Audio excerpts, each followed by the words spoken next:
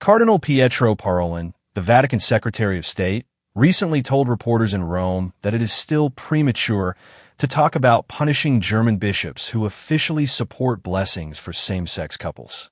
According to him, the Vatican hopes the situation can be solved peacefully through dialogue, as should happen in the Church.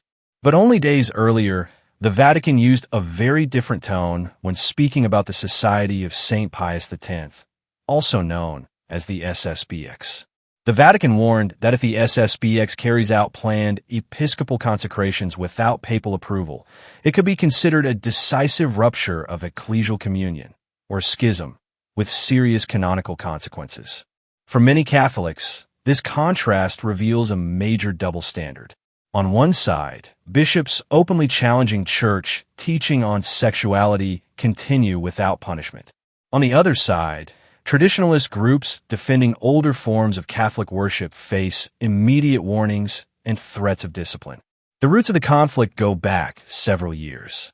On November 18, 2024, Cardinal Manuel Fernández, head of the dicastery for the doctrine of the faith, sent a letter rejecting a German church document that proposed official blessings for same-sex couples.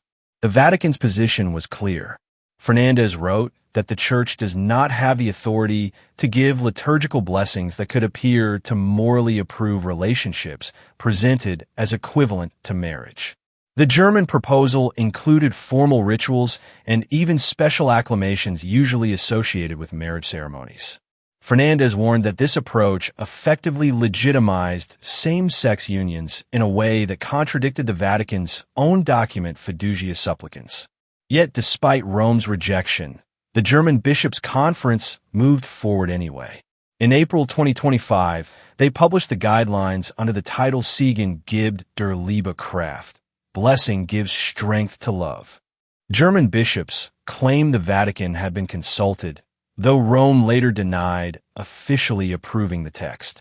Pope Leo XIV also addressed the issue during a flight back from Africa. He clearly stated that the Vatican does not support formalized blessings for couples beyond what Pope Francis had previously allowed. His statement sounded firm, but critics argue that words alone are no longer enough. Even after repeated warnings from Rome, no German bishop has faced sanctions. Because of this, many Catholics believe the Vatican's response lacks credibility. Rome continues to emphasize dialogue, while the German synodal way continues pushing forward with reforms that many Catholics see as directly opposing church teaching. Cardinal Parolin insists he hopes for a peaceful solution based on canon law, Vatican II, and church tradition. But critics ask an uncomfortable question.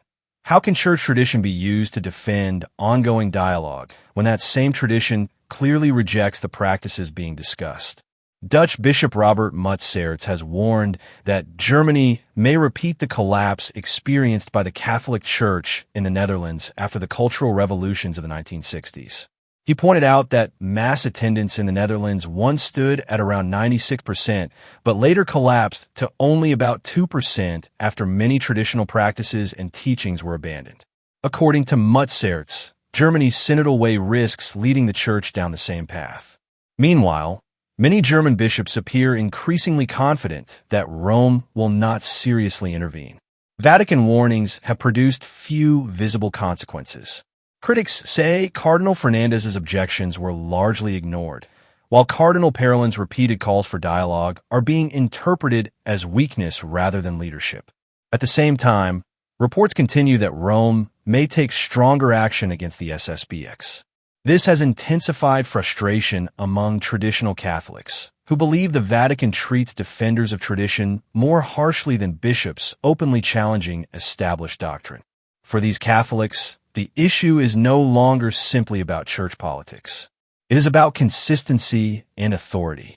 They argue that discipline inside the church now appears unevenly applied, strict toward traditionalists, but cautious toward progressive movements pushing for major doctrinal change. Critics warn that this approach does not create unity. Instead, they believe it encourages confusion, division, and distrust. A church that hesitates to correct open defiance, they argue, risks weakening its own moral authority from within.